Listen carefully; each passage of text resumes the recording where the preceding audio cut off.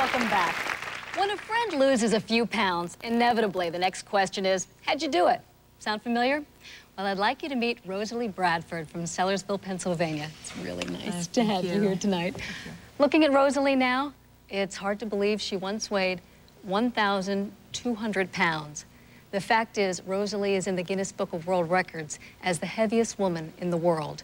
But now she holds another record, one I think she is proud of, for losing the most weight.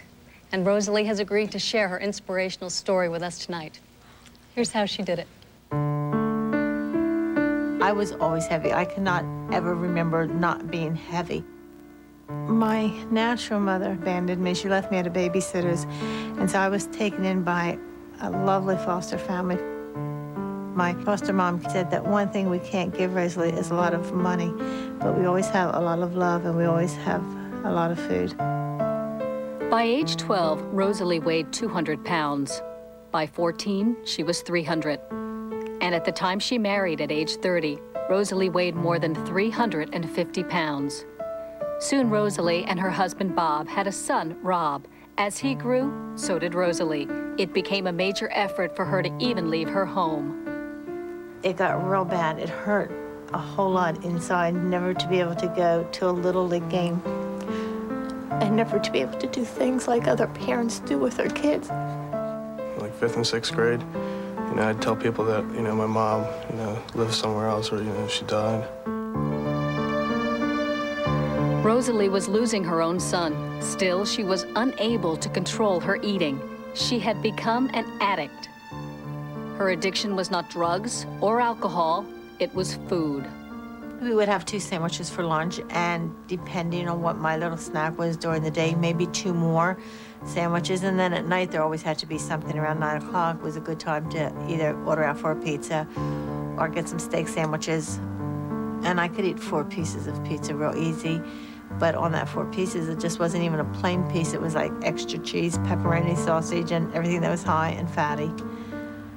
And a half a gallon of soda, or at least a good quart to wash it all down. And it was funny, you would eat such crazy amounts of food, but yet you always had to make sure you had the diet soda. Rosalie was eating up to 9,000 calories a day, every single day. Though the pounds kept coming, her husband never left her side. We were always affectionate. And when she got heavy and heavier, she didn't want to. Maybe the traditional intimacy stopped, but there was still, there's more than one way to skin a cat. So now I'm 600 pounds, and before I knew it, I was 700, 800, 900 pounds, and I started a 10-year nap. Is what I refer to as my 10 years in bed. Inside this home is Rosalie's bedroom, which became her world for 10 years. 2 beds fastened together supported her body, which was now 8 feet wide. She couldn't get up without help. I would have to get up maybe once a day to use the bathroom, which was set up right aside of my bed.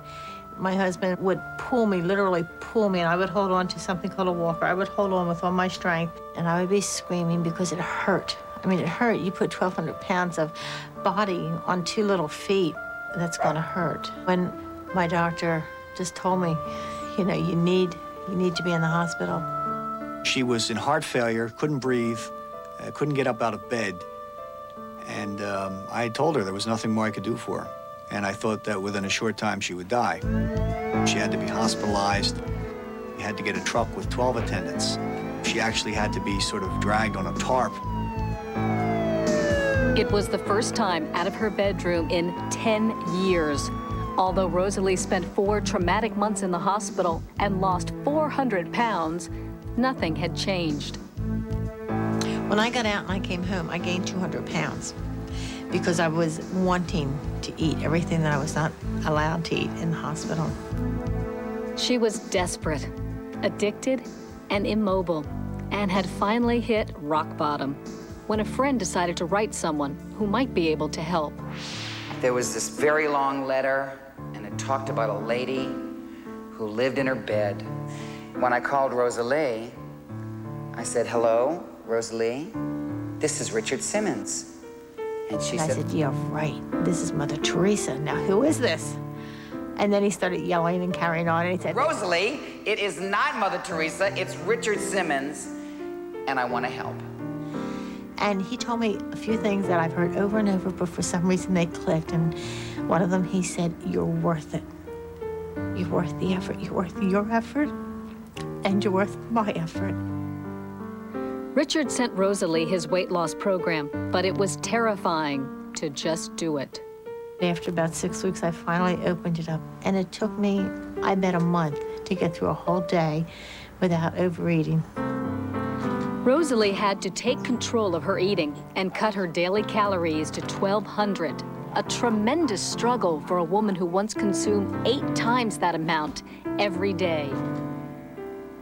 And she had to exercise, even though she barely moved in years. When I started my exercise, the only thing I could do was clap my hands, and I couldn't even give it a wide clap. You know, I would clap like this in time to the music. Rosalie put as much energy into controlling her eating as she did when she was killing herself by eating. Within a year, she was down to 800 pounds. Finally, she was freed from the prison that had held her for so long. The first time that I left the room under my own power was to go into the bathroom. It was horrendously scary. But yet, when I got back, it was so exhilarating. Like, I don't believe it. I mean, talk about finding a key and opening up a locked door. Although Rosalie's body shrank as she lost weight, her stretched skin had to be removed surgically. It's been a 5.5-year ordeal. Hundreds and hundreds of pounds have dropped off and stayed off. So far, Rosalie's lost 900 pounds, a Guinness World Record for weight loss. Today, she weighs 302 and is closing in on her goal of being under 200. I like the jacket. I think that's incredible. I can't believe it. I'm proud of her, real proud. The last time I weighed this amount of weight was in 9th grade in high school. Rosalie got out of her bedroom.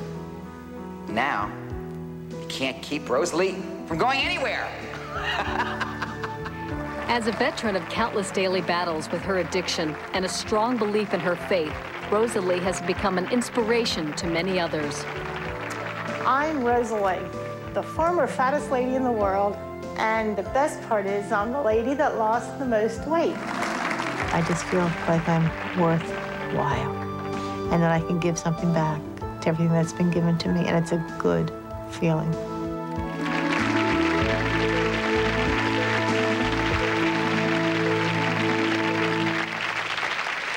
I heard you moaning and groaning during that piece. Is it hard for you to look at those pictures now?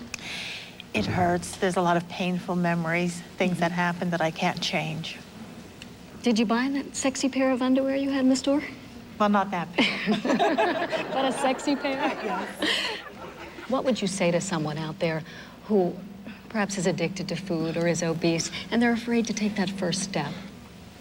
You have a choice, and things won't change unless you make them change. And put aside the fear, and even if you feel afraid inside, just pretend you don't, and eventually it will click and you'll be able to do it. Now tell me if I'm being too nosy, and I'll be quiet. But I wanted to know, are you close to your goal of 200 pounds? When do you think you might reach that goal? Tomorrow, around 2 o'clock. Yes!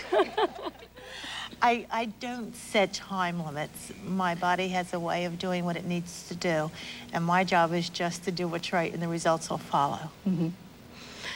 The audience just gave you quite a bit of applause. Did it give you any kind of feeling inside? Sure, it makes me feel good, and it makes me want to continue, and it makes me want to just offer all the hope I can to anyone else that's struggling. I think you have. Thank you. I think just being here, you've done that very eloquently. Thank you. Thank you. We'll be right back.